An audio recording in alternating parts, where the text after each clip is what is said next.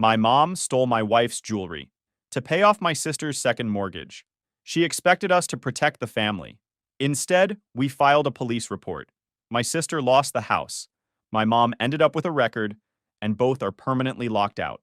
Hey Reddit, my family's always treated my life like their personal toolbox.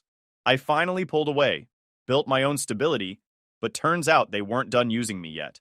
Before everything blew up, here's how it started. Alright, so I'm Ross. I'm 31, work in IT security, married to Alice, who's 29 and honestly has more patience than anyone in my entire bloodline. We've got a 2-year-old son who thinks drawers exist only so he can empty them. Family dynamic? Let's just say I grew up as the responsible one, which in my family means I don't cause chaos, so everyone assumes I can handle theirs. My mom, Adeline, runs on guilt trips and denial. My dad, Marshall, thinks any problem can be solved by pretending it doesn't exist. And then there's my sister, Lily, who believes the world owes her a favor for being born on a Wednesday or whatever. Anyway, that should be enough background for you to understand why none of what happened next should have surprised me, but somehow it still did. It was a Saturday, and Alice was getting ready for a family get-together. She goes to the dresser to grab her grandmother's gold necklace, the one she only wears on special occasions, and I hear her go quiet. Not the I'm thinking quiet, but the something is wrong quiet.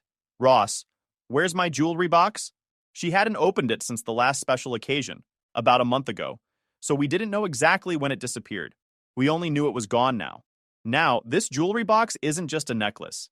It had basically her whole inheritance inside it. Her grandma's gold necklace with a diamond pendant, matching gold and diamond studs, a thin gold bracelet engraved with her grandmother's initials, a vintage pearl brooch, 2 rings, 1 sapphire, 1 emerald, passed down through multiple generations, a silver charm bracelet from when she was a kid, and an old antique pocket watch her grandmother kept for sentimental reasons. Stuff that mattered. Stuff you don't just misplace. I walk over thinking she just shoved it in another drawer while cleaning. Happens. But I open the drawer and it looks like a crime scene. Empty. Clean as a whistle. No jewelry box, no stray earring backs, nothing. I said, well, unless it sprouted legs, someone moved it. Alice didn't even crack a smile. That's when I knew it was serious. We tore the place apart. Bedroom drawers, closet shelves, nightstands, under the bed, bathroom cabinets, the linen closet, the car, even checked the stroller because our son treats that thing like a portable storage unit. Nothing. Alice started checking bags she hadn't used since last summer. I checked inside our kid's toy bins because he once hid my keys in his sock drawer for reasons only toddlers understand. Still nothing. We asked the babysitter and she looked actually confused. Like, why would she even know what the jewelry box looks like? So no help there. Then we started thinking about everyone who'd been in our place recently.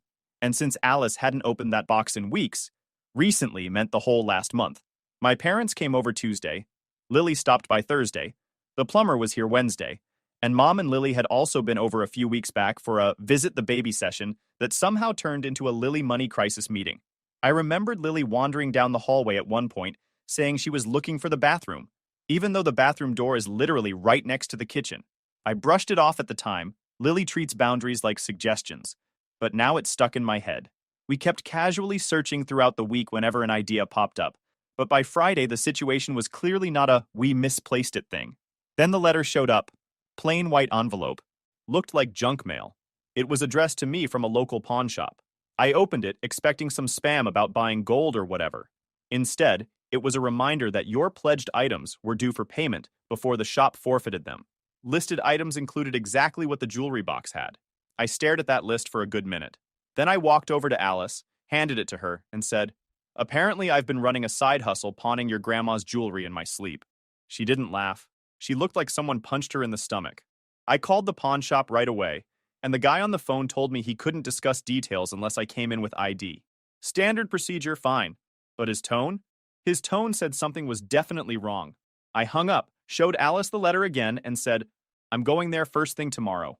She nodded, but she kept staring at the list like she was memorizing it. This wasn't about money. Some of those pieces were priceless to her. Next morning, I got up early, grabbed the letter, and drove over. I walked into the pawn shop already irritated because I had a bad feeling about what I was about to hear. Place was small, smelled like dust and old metal. I walked up to the counter and said, I got this letter saying I pawned things I definitely didn't pawn. So, who used my name? The employee took the letter, typed something into the system, looked at the screen, then at me like he was gearing up to explain something I wouldn't want to hear. Yeah, these items were pawned here about a month ago. I leaned on the counter. Cool. Love that for me.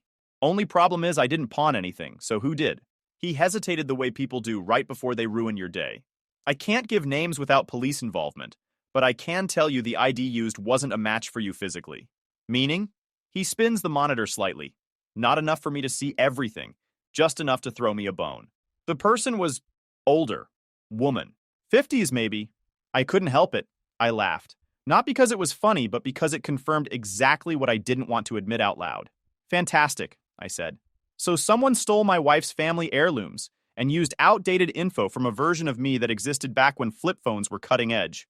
Let me guess. They also didn't bother changing the emergency contact, because that would require effort? He cracked a small smile, which I assume is rare in his line of work.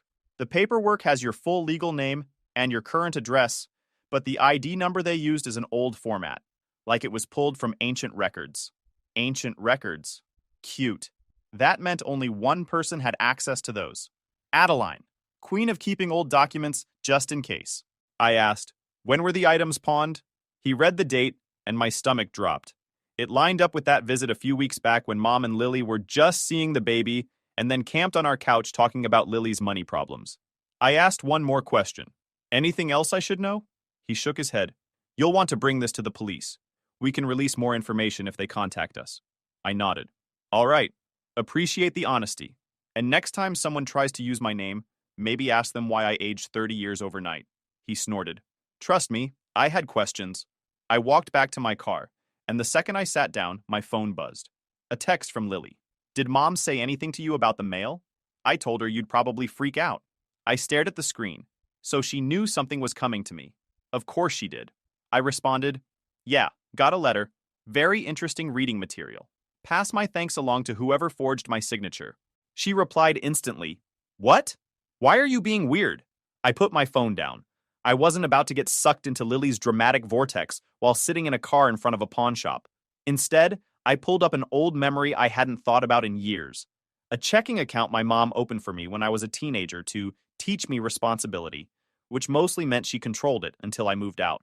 I never bothered closing it because it had basically nothing in it, and I assumed it died a quiet death.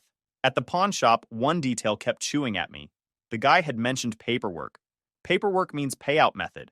So I called back and said, hypothetically, if the police request records, does your ticket show how the seller got paid?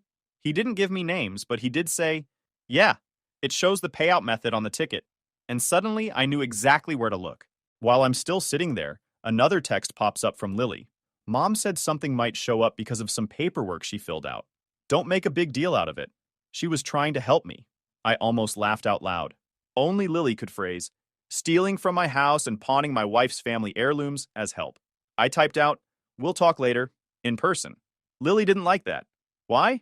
Why in person? I ignored the follow-up texts because I already knew what I needed to do. I drove home. Alice was sitting on the couch, legs crossed, holding our son who was half asleep on her shoulder.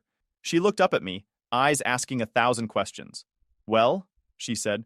I sat next to her. Pawn shop confirmed everything. Someone used my name. Older woman. They pawned your grandma's necklace, earrings, bracelet, both rings, the brooch, the charm bracelet, everything. Alice's hand went over her mouth. And, I added, I'm pretty sure the cash went into my old joint account with my mom. She stared at me like she was trying to process it slowly, carefully, because the other option was crying. After a few seconds, she said, Are you going to talk to her? Yeah, I said, standing up. Right now. She grabbed my arm gently before I could grab my keys. Ross, don't hold back. She needs to hear it. I smirked. Oh, trust me. I'm past holding back. And with that, I walked out the door, ready to get answers, or start a war if that's what it took. By the time I pulled into my parents' driveway, I wasn't even angry anymore. I was just ready. Calm in the way a storm is calm before it rips someone's roof off. I didn't bother knocking. I walked in because they never locked the door. Adeline always says, family should feel welcome, which is funny because she definitely doesn't mean me. I stepped inside and immediately heard voices. Lily was there, of course. Her voice carries like a trumpet no one asked to hear. I'm telling you, it's not my fault the bank wants the money now, Lily was saying. They're being ridiculous. Then Adeline chimed in, sounding exhausted but also dramatically put upon. Sweetheart, banks don't care about people. They only care about numbers.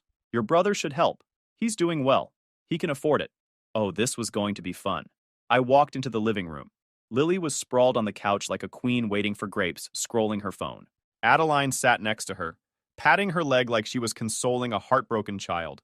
Marshall was in his recliner pretending to read the newspaper, which is his favorite hiding spot when he knows something stupid is happening but doesn't want to intervene. Perfect, I said. The whole circus is here. Makes this easier. Adeline's head snapped up. Ross, you didn't call. Yeah, I said, holding up the pawnshop letter. Because I wanted to surprise you. Apparently that's a family tradition now. Lily rolled her eyes. Oh my God, Ross, drama already. I looked straight at Adeline. So, want to explain why a pawnshop thinks I pawned my wife's inheritance? Adeline blinked 3 times too fast. A sure sign she was about to lie. I don't know what you're talking about. Try again, I said, sitting on the arm of the couch like I owned the place. Older woman, used my old ID info, pawned jewelry from my house. The same day you and Lily visited. Ringing any bells? Lily crossed her arms. You're being rude. You can ask things nicely. I don't ask criminals nicely, I said without missing a beat. Only one older woman I know steals like she's speed-running Grand Theft Auto. Marshall's newspaper drooped, but he didn't say anything. Adeline sputtered. Criminals! Ross, how dare you call your own mother? Stole from my house, I corrected. Used my name. Pawned items worth thousands. What should I call you? A jewelry fairy? Lily scoffed. Ugh, you're being ridiculous. Mom was trying to help me. I turned to her. Let me get this straight. You needed money, so Mom broke into my bedroom, stole Alice's grandmother's jewelry, and pawned it. And somehow that's supposed to make sense to me? Lily tossed her hair like she was on a reality show. You guys don't even use that jewelry. It was just sitting there. Oh, sorry, I said. Let me go pawn your stuff while you're not home. I'll leave you a thank you note. That's not the same, she snapped. Why not? I asked. Because you think you're entitled to everyone else's property? She stood up, pointing a finger at me. I needed that money. My house is on the line. I can't just magically make cash appear. And apparently, I said, you also can't magically make good decisions. Adeline shoved Lily's hand down. Ross, please stop attacking your sister. She's under a lot of stress. Yeah, I said. And now my wife is under stress because you emptied her jewelry box like a raccoon in a dumpster. Adeline's lips tightened. We were going to replace it eventually. Were you going to replace her grandmother too? I snapped back. Lily gasped dramatically, like I'd insulted royalty. You're disgusting. No, I said. I'm honest. Something you 3 should try sometime. Adeline suddenly stood up, voice shaking. Not with fear, but with offended pride. We are family. We help each other. If we took something, it was because we knew you wouldn't mind helping your sister. Oh, I mind, I said. I mind so much I'm filing a police report. The room froze. Marshall finally lowered the newspaper entirely. Now, son, let's not overreact. I stared him down. Your wife stole from my house. Your daughter benefited from the theft. I'm reacting exactly the right amount. Adeline's face twisted so fast it was almost impressive. If you tell the police, I'll have to tell DCFS about that burn incident with your child. They'll want to investigate. I raised an eyebrow. You want to weaponize child services against me because I caught you stealing? She didn't answer. Lily crossed her arms tighter. Wow, I said, standing. You guys are really racing for the worst family of the year. Congrats. Lily stepped toward me. If you ruin Mom's life, I swear... You swear what? I asked calmly. You gonna pawn something else? My car? She growled like she wanted to hit me, but knew I'd hit back verbally twice as hard. Adeline tried again, voice breaking. Ross, please, keep this in the family. Absolutely, I said, heading for the door. I'll tell the entire family, starting with the police. Adeline shouted my name as I walked out. Lily screamed that I was selfish. Marshall just sighed like he wished he'd stayed in bed. But I didn't stop. I was already halfway to the car. Game on. Filing a police report isn't exactly thrilling, but honestly, I felt calmer doing it than I had in that entire conversation with my family. At least the officer wasn't gaslighting me about pawnshop letters, mysteriously writing themselves. The officer at the front desk, a guy named O'Connell, listened while I explained what happened. He had that look cops get when they realize the story isn't even at the good part yet. So your mother took your wife's jewelry and pawned it using your name, he repeated, eyebrows raised. Yup, I said. And my sister's defense was basically, we don't use it enough to keep it. He blinked. That's not how property works. Don't tell them that, I said. They'll have a meltdown. He handed me a form. All right, fill this out. The detective assigned will follow up. By the time I finished writing everything down, dates, items, the pawnshop info, O'Connell had already entered the basic report into the system. Efficient guy. Maybe the only competent person I'd dealt with all week. 2 days later, I got a call from the detective assigned to the case, Detective Halden. Deep voice, sounded like he eats paperwork for breakfast. He asked if I could come in. Alice came with me because she refused to stay home worrying. When we sat down, Halden flipped through the report. Walk me through this again, he said. Start with the missing jewelry. So I did. The search, the visitors, the letter. Halden didn't interrupt once. He just wrote notes and occasionally nodded like, Yup, this tracks. This family sounds like fun. Then he asked, Do you have a list of the missing items? Alice handed him the printed list she made. It had everything. Necklace, earrings, bracelet, rings, brooch, charm bracelet, the antique pocket watch. Halden looked impressed. Usually people tell me a necklace and call it a day, he said. I shrugged. Alice is organized. I have many flaws. But marrying a disorganized person is not one of them. He smirked. All right. And you said the pawn shop described the person as an older woman? Older, female. Definitely not me, I said. Unless I magically changed gender and aged 20 years in a month. Halden leaned back. They can release footage to us if we request it. I'm going to get that. Also, I said, ask them for the pawn ticket details. Not just the items, the payout method. Halden's pen paused. Why? Because if my mom did this, she didn't do it clean, I said. She'd route the money somewhere she already had access to. He nodded once. Good thinking. We left feeling not good, but at least like someone competent was steering the ship. 3 days later, Halden called me again. Ross, he said, I have the footage. I didn't even need him to say more. The tone said it all. Let me guess, I said. A familiar face? Your mother walked in, handed over your information, pawned the items, and took the cash. It's clear as day. And the pawn ticket shows the payout was loaded onto a card tied to my old teen checking account, the one my mom still had access to, Halden said. Alice made a pained noise in the background. I put my hand on her shoulder. Halden continued. This is identity misuse and theft. I'm submitting the paperwork to request a warrant. You don't sound unsure, I said. I'm not, he replied. This is straightforward. Straightforward. Wish my family operated that way. The next 48 hours were quiet, which meant Lily was unusually quiet too, probably planning a new personality to guilt-trip me with. Then, about 2.5 weeks after I first filed the report, my phone blew up with calls from Marshall. I ignored the first two. By the third, I figured somebody either died or needed a casserole. What? I answered. Marshall's voice was shaky. Ross, the police came. They arrested your mother. There was yelling in the background. Lily, obviously, shrieking something about how I was evil. I kept my voice neutral. That tends to happen when someone commits a crime. You didn't have to go this far, Marshall said, voice cracking.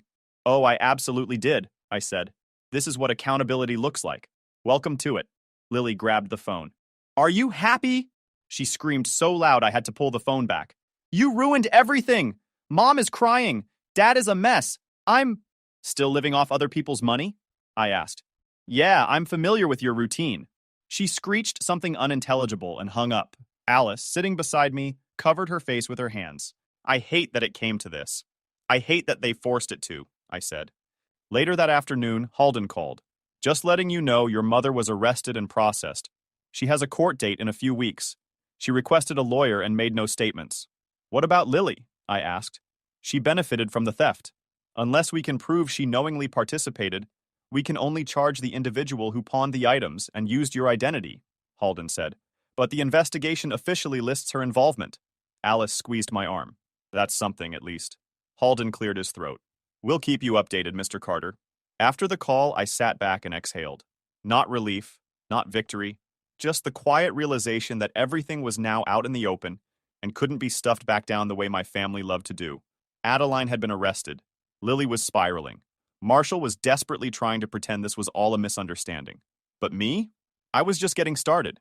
I thought things might settle down after Adeline's arrest. Maybe they'd disappear into lawyer consultations, loan papers, and Lily's usual dramatic spirals. But no. My family treats chaos like it's a group hobby. About a week after the arrest, I got a call from a number I didn't recognize. Normally, I don't pick those up, but something told me I should. Hello, is this Ross Carter? A calm woman asked. Yes, I said. Who's calling? This is Rivera with the Department of Child and Family Services. We received a report regarding your son and need to schedule a home visit. I closed my eyes for a second, not out of fear, just to give myself a moment to swallow the irritation before it turned into sarcasm. Rivera didn't earn that. I understand, I said evenly. I'm assuming this is about the burn he had months ago? Yes, she said. The report mentioned a burn and concerns about supervision. All right, I said. We have the ER paperwork and follow-up documents. You're welcome to come by today. There was a brief pause, like she wasn't used to cooperation. Today works. Thank you. When I told Alice, she sighed and shook her head. They're really doing this. I put an arm around her shoulders. And they're going to fail at it. Like they fail at everything that requires brains. When Rivera arrived that afternoon, she was professional, polite, and didn't walk in with an attitude, which meant she got nothing but respect from me. I opened the door. Ms. Rivera, thanks for coming. Please come in. She nodded. Thank you for being available on short notice. No problem, I said. We've got nothing to hide. Alice joined us in the living room, holding our son. He was happily chewing on a toy dinosaur like it owed him money. Rivera sat down, clipboard ready, but her tone stayed calm. First, can you tell me what happened with the burn? I handed her the folder of documents we'd already prepared. He touched a hot pan when Alice had just turned off the stove. We rushed him to the ER immediately. They documented everything, and we followed all aftercare instructions. He healed fine. She skimmed the paperwork, nodding as she went. No judgment, no assumptions, just doing her job. Thank you, she said. I'll need to check a few areas of your home. His room, safety measures, things like that. Whatever you need, I said, gesturing toward the hallway. You'll probably find the house safer than a bubble wrap factory. My wife doesn't play around with baby-proofing. Alice smiled at that, and Rivera smiled too. She checked everything methodically. Crib height, outlet covers, cleaning supplies placement, medicine cabinet, pantry, kitchen setup. She even knelt to check the locks on the lower cabinets. Our son followed her like she was the most interesting person he'd ever seen. When she finished, she stood and wrote a final note. Everything looks very appropriate. I have no concerns so far. I nodded respectfully. Appreciate you taking the time. I just have a few more routine questions, she said. We answered them honestly. Daily routines, meal schedules, childcare arrangements, discipline methods. Rivera wrote down our responses, occasionally nodding. When she finished, she closed her folder. All right, I'll be marking this report as unfounded. Alice let out a breath. Thank you. Rivera stood to leave. I can't comment on who submitted the report, but some cases clearly don't match the concerns listed. I walked her to the door. If you ever need anything else from us, call anytime. And thank you again for treating us fairly. She gave a small, appreciative smile and left. As soon as the door shut, my phone buzzed. I didn't have to look to know who it was. Lily. So? Enjoy DCFS? Maybe next time don't get mom arrested. I stared at the message, shook my head, and typed, Case closed. Try again. She called instantly. I answered, mostly because I was curious what delusion she'd go for this time. She didn't even breathe before yelling, You think this is funny? No, I said calmly, but I do think you're predictable. You ruined mom's life. No, I said, keeping my voice level. Mom ruined her own life. I protected mine. She sputtered. If you had just helped me with my mortgage, there it is, I cut in. The Lily classic. You needed money, so naturally the whole world should pay for it. You're unbelievable, she snapped. And you're irresponsible, I said. Bad combo. She screeched something before I ended the call. An hour later, Marshall left a voicemail with his signature mixture of guilt and denial. Ross, son, this is tearing the family apart. Can we please talk? Privately? Without all this legal stuff? Delete. That night, Alice and I sat on the couch after putting our son to bed. She leaned against me. I'm glad you stayed calm today, she said. Rivera was doing her job well, I replied. Respect goes both ways. And the rest of your family? She asked. I smirked. They get what they earn. Alice nodded and took my hand. They don't realize, she said quietly, that you're not someone who folds. Nope, I said. And they're finally learning that. Detective Halden called me on a Wednesday morning while I was eating breakfast. I saw his name on the screen and answered immediately. Alice looked at me over her coffee, waiting. Morning, Ross, Halden said. I wanted to update you before the paperwork goes through. The state attorney reviewed the case. I already knew what was coming. That tone, not bad news, not good news, just bureaucratic disappointment. Let me guess, I said. They dropped it. A brief pause. They decided not to file charges, Halden said. Not because it didn't happen. It did. It's because the state attorney's office is declining based on priorities. They're pushing it towards civil court and restitution instead of taking it criminal. I let out a slow breath. So, yes, she did it, but no thanks? That's basically it, he said. The evidence is solid. They're just choosing not to spend the resources on it. I leaned back in my chair and rubbed my jaw. So she stole thousands in jewelry, used my identity, pawned it on camera, and the official stance is not worth the resources? Great system. Halden exhaled like he agreed, but couldn't say so. I understand the frustration, but the arrest will still appear on her record. Alice perked up at that. So she doesn't just walk away clean? No, Halden said. The arrest stands. And the pawn shop already confirmed they're cooperating if you choose civil action. I nodded. All right. Thanks for the update, Detective. Call me if you need anything, he said, and hung up. Alice came closer and placed a hand on my shoulder. So that's it? Criminal case is over? Pretty much, I said. But consequences still exist, just not the ones we wanted. She nodded. Then we focus on what we can control. That was one thing about Alice. She didn't spiral. She didn't catastrophize. She adjusted. And I loved her for it. Later that day, Halden emailed us the paperwork we needed to reclaim whatever jewelry hadn't been sold yet. The pawn shop had to hold certain items past the redemption window for investigation. Now that the criminal case was closed, they could return what remained. We drove over that afternoon. The same guy from before recognized me instantly. Hey, he said. Detective said you'd be coming. He brought out a tray with what they still had left. The gold bracelet with the initials, the vintage pearl brooch, the silver charm bracelet, and the antique pocket watch. Alice's eyes softened but also tightened, relief mixed with grief. The missing items were obvious. The necklace, the diamond earrings, the sapphire and emerald rings. Sold. Gone. No way to get them back. I'm sorry about the missing pieces, the employee said. Once they were sold, it's out of our hands. I nodded. Not your fault. You didn't steal them. Alice held the bracelet gently, tracing the initials with her thumb. At least we got something back. We packed the items carefully and left. On the drive home, I got a call from an unknown number. I didn't answer. A minute later, I got a text from Lily. Heard Mom's charges got dropped. Guess justice wins. I smirked. The delusion was astounding. Her arrest record says hi. She didn't respond for a while. Then, you're disgusting. You want your own mother to suffer? I lost my house because of all this. Are you happy now? There it was. The real issue. Not justice. Not morality. Her house. Not because she'd mismanaged money for years. Not because she ignored every piece of advice anyone had ever given her. No. In Lily's world, everything bad was always someone else's fault. I typed back, you lost your house because you made terrible decisions and expected everyone else to pay for them.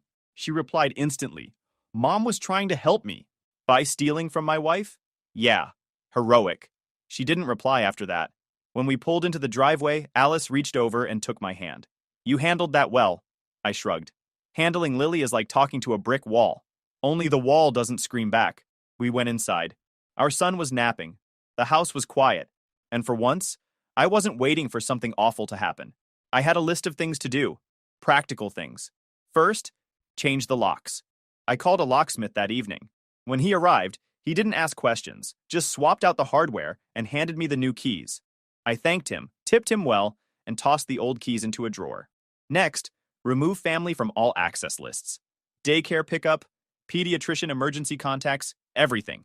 Only Alice, myself, and one close friend remained authorized. Then, freeze my credit. Because if Adeline had used my old information once, I wasn't giving her a sequel. Finally, secure the recovered jewelry. Alice and I placed the items gently into a new safe we'd bought, a heavy steel fireproof model that wasn't going anywhere.